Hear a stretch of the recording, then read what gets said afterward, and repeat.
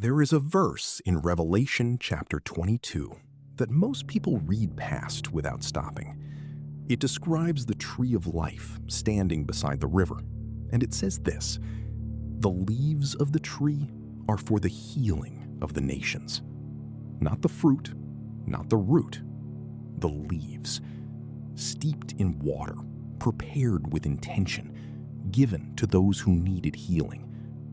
The most ancient medical tradition on earth is not a pill, it is a leaf in hot water, a root simmered over a fire, a flower steeped until the water changes color, and the compounds it carries become available to the body drinking it.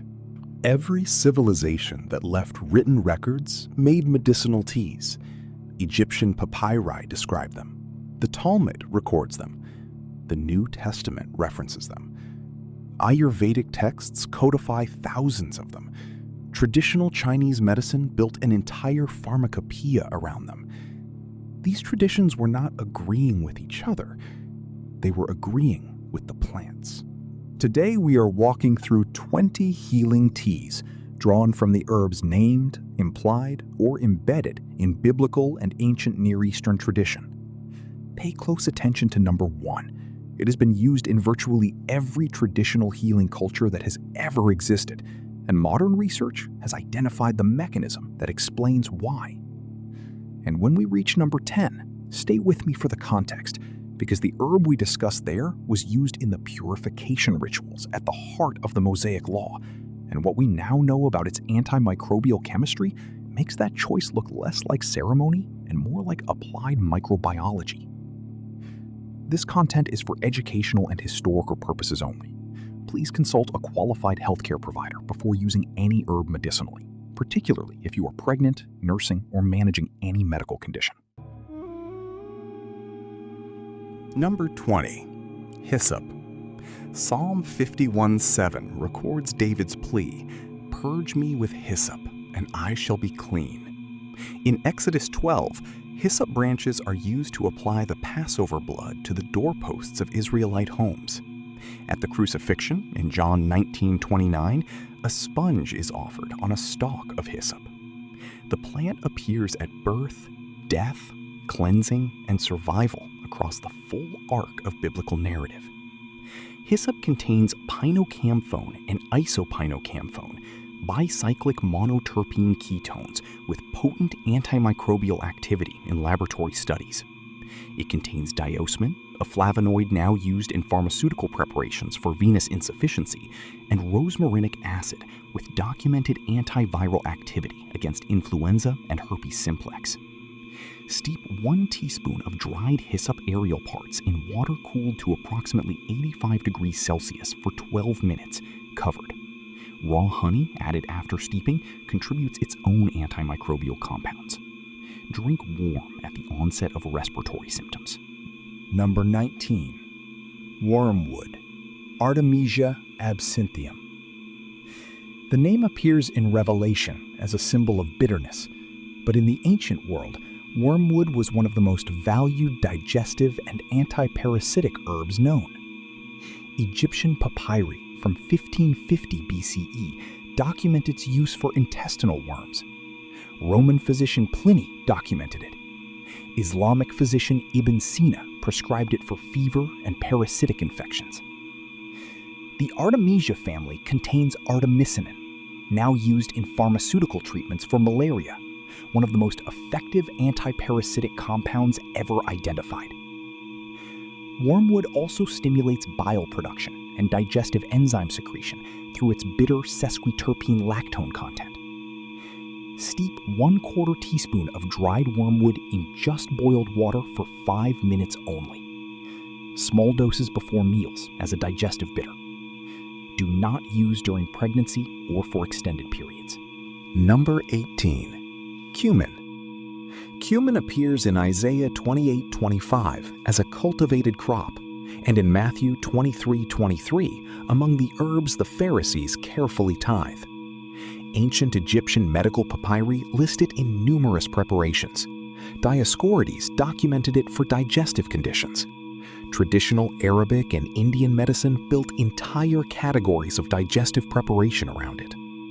Cumin contains thymoquinone, cuminaldehyde, and flavonoids with documented antioxidant and anti-inflammatory properties. Clinical research has shown that cumin consumption improves glycemic markers in type 2 diabetic patients and reduces cholesterol with meaningful effect sizes. Lightly toast 1 teaspoon of whole cumin seeds in a dry pan until fragrant. Add to just boiled water and steep covered for 10 minutes. Drink after meals. The ancient kitchen and the ancient pharmacy shared the same spice jars. Number 17. Anise. Matthew 23:23 places anise alongside cumin and mint as herbs valuable enough to tithe. Hippocrates recommended it for coughs and respiratory conditions. Dioscorides described it for digestive complaints. Anise contains anethole, which has demonstrated antifungal activity against Candida species, antibacterial activity against gastrointestinal pathogens, and expectorant properties that thin and clear mucus from the respiratory tract. Clinical research on anise preparations for functional dyspepsia has shown statistically significant improvements in bloating, cramping, and discomfort compared to placebo. Steep 1 teaspoon of lightly crushed anise seeds in just boiled water for 10 minutes, covered. 1 cup after meals. The seeds are the medicine. The flavor is simply the medicine's announcement. Number 16. Coriander. In Exodus 16:31, manna is described as resembling coriander seed in appearance, the most distinctive and recognizable seed in daily Israelite life. Coriander contains linalool, a terpene alcohol with documented anxiolytic properties in animal models and preliminary human research, alongside flavonoids including quercetin and kaempferol, and fixed oils with antimicrobial activity against E. coli, salmonella, and several common pathogens. Clinical research suggests coriander seed preparations improve blood lipid profiles and have hypoglycemic effects. Lightly crush 1 teaspoon of coriander seeds and steep in just boiled water for 12 minutes, covered. 1 cup in the evening. The seed that looked like manna was medicine every morning. Number 15. Dill. Matthew 23:23 places dill in the list of tithed herbs. Traditional Ayurvedic medicine documented it for nursing mothers to support milk production and for infant colic, a use appearing independently across virtually every civilization that grew the plant. Dill contains carvone and limonene as primary volatile compounds. Carvone has demonstrated antifungal activity against Candida albicans and antimicrobial activity against gastrointestinal pathogens. Limonene is currently being investigated in human clinical research for digestive and metabolic effects. Compounds in dill have also shown the ability to inhibit the aggregation of Helicobacter pylori, the bacterium responsible for the majority of gastric ulcers. Steep 1 teaspoon of dried dill seed in just boiled water for 10 minutes. 1 cup after meals. Number 14. Saffron. The Song of Solomon 4:14 names saffron among the most prized aromatic plants of the beloved's garden, placing it alongside frankincense, myrrh, and aloes. Its price historically was comparable to gold by weight. Saffron contains crocin, quercetin, and safranol with documented antioxidant, anti-inflammatory, and neuroprotective properties. Multiple randomized controlled trials on standardized saffron preparations for mild to moderate depression have produced results comparable to pharmaceutical antidepressants with a significantly more favorable safety profile. Research also shows saffron improves memory and learning in elderly subjects with mild cognitive decline. Steep 5 to 8 saffron threads in warm but not boiling water for 15 minutes. 1 cup daily. The spice worth its weight in gold was earning its price. Number 13. Mint. Matthew 23:23 places mint among the tithed herbs alongside dill and cumin.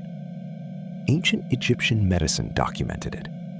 Greek physicians from Hippocrates through Dioscorides prescribed mint for digestive conditions, headache, and respiratory illness.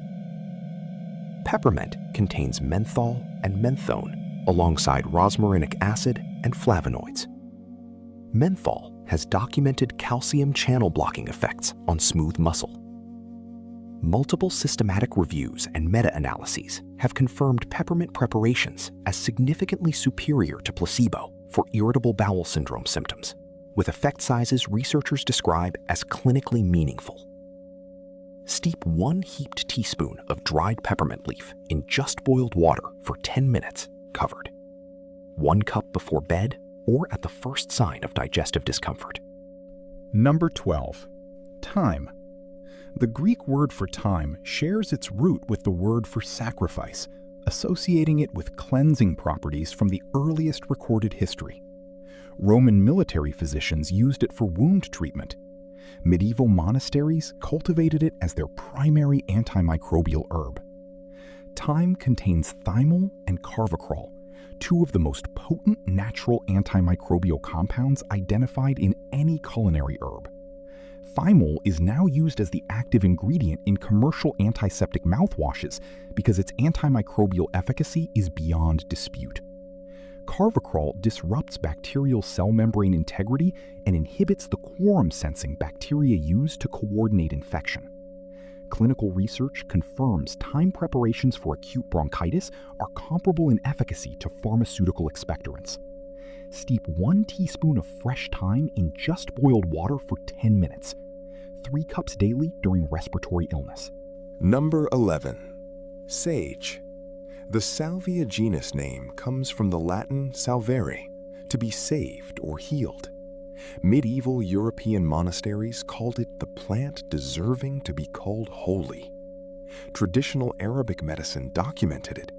Greek and Roman physicians prescribed it. Sage contains carnosic acid and carnosol, among the most potent natural antioxidants identified in any culinary herb, alongside rosmarinic acid and compounds that inhibit acetylcholine esterase, the enzyme that breaks down the neurotransmitter acetylcholine. Clinical research on sage for cognitive function has shown improvements in memory and attention in both healthy adults and people with mild cognitive decline. Research on sage for menopausal hot flashes has produced statistically significant results in multiple trials. Steep 1 teaspoon of dried sage in just boiled water for 10 minutes, 1 cup daily. Do not use in large quantities during pregnancy. Number 10. Cedar.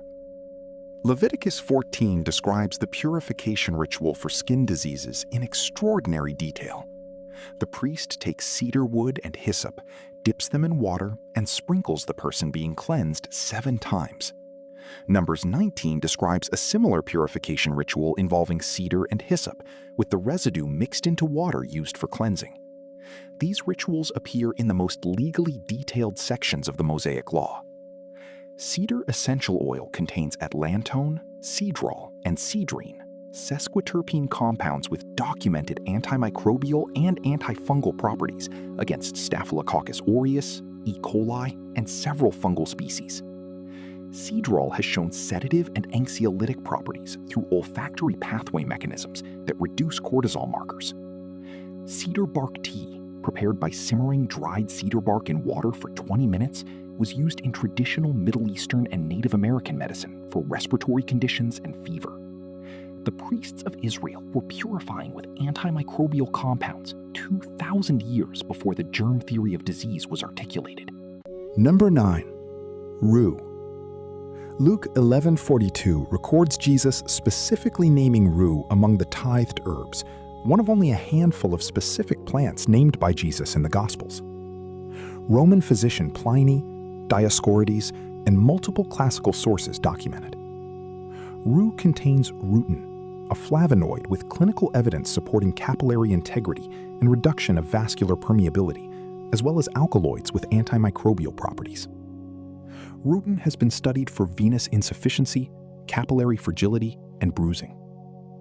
Rue also contains furanocoumarins with photosensitizing properties that traditional medicine used deliberately for certain skin conditions and that modern dermatology has formalized in phototherapy protocols. Steep no more than 1/4 teaspoon of dried rue in just boiled water for 8 minutes. This is a powerful herb requiring respect in dosage. Do not use during pregnancy. Number 8. Black seed, Nigella sativa. The Prophet Muhammad is recorded as saying that black seed is a cure for every disease except death. Egyptian tombs, including Tutankhamun's, contained black seed. Arabic medicine documented it extensively for over 1,000 years.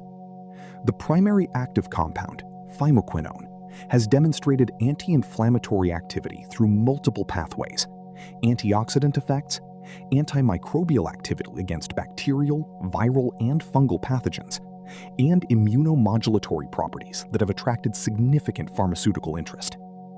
Clinical trials have produced statistically significant results for hypertension, type 2 diabetes management, asthma control, and inflammatory conditions.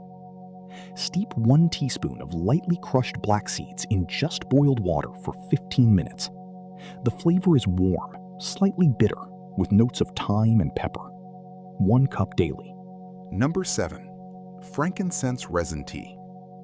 Matthew 2:11 records the Magi bringing frankincense to the infant Jesus. Ayurvedic medicine prescribed boswellia resin internally for joint inflammation and digestive conditions for over 3,000 years. The active boswellic acids, specifically AKBA, selectively inhibit 5-lipoxygenase, the enzyme producing leukotrienes involved in asthma, arthritis, and inflammatory bowel conditions, without the gastrointestinal side effects of NSAIDs. Multiple randomized controlled trials have shown boswellia extract significantly reduces joint pain in osteoarthritis, reduces symptoms in ulcerative colitis and Crohn's disease, and improves asthma control. Dissolve a small piece of food-grade boswellia resin in warm but not boiling water over 15 to 20 minutes. 1 cup daily for inflammatory conditions. The Magi carried the medicine of 3 continents to a single room. Number 6. Myrrh. Myrrh appears with frankincense across the most significant moments in biblical narrative, in the gifts of the Magi, in the burial of Jesus, in the Song of Solomon, and as the primary ingredient in the holy anointing oil of Exodus 30. Egyptian, Greek, Roman, Arabic, and Ayurvedic medicine all documented myrrh as a wound-healing, antimicrobial, and anti-inflammatory agent. Myrrh contains sesquiterpenes with documented analgesic and anti-inflammatory properties. Laboratory research confirms myrrh extract activity against Staphylococcus aureus, Streptococcus species, E. coli, and fungal pathogens. Clinical research has shown efficacy against parasitic infections in human trials. Dissolve a very small amount of food-grade myrrh resin in warm water and steep for 15 minutes. A few drops of raw honey improve the intensely bitter taste. The resin used to anoint the holiest objects in the ancient world was earning its consecration. Number 5. Aloe. In John 19:39, Nicodemus brings a mixture of myrrh and aloes weighing 75 pounds to prepare the body of Jesus. The quantity suggests aloe had both ritual and medicinal significance of the highest importance. Numbers 24:6 uses the spreading aloe tree as an image of beauty and abundance. Aloe contains ace-mannan, a polysaccharide with documented immunomodulatory, antiviral, and wound-healing properties, alongside anthraquinones with antimicrobial activity and vitamins C and E. Clinical research confirms aloe for inflammatory bowel conditions, accelerated wound healing and reduced scar formation, and significant reductions in acid reflux symptoms compared to standard treatments. 2 tablespoons of pure inner leaf aloe vera gel, dissolved in water, drunk in the morning on an empty stomach, provides the ace-mannan fraction most relevant for digestive and immune effects. Number 4. Fenugreek.